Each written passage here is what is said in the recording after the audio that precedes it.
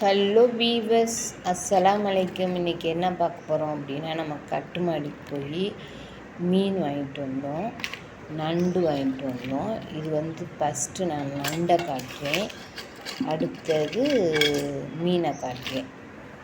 இது நண்டு பாருங்கள், நல்லா நார்மலாக தான் இருக்குது, ரொம்ப பெருசும் இல்லை கொஞ்சம் சிறுசும் இல்லை, நார்மலான சைஸு.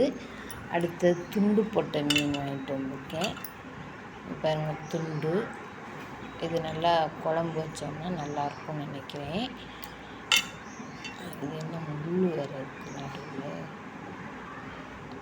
நடுமுள்ளா இது.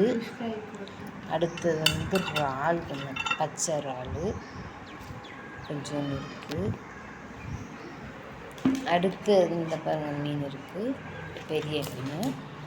முரல், இது கனவா நம்ம சாப்பிட்டோம்னா உடம்புல உள்ள ஹீட் குறையும், நல்லா இருக்கும்.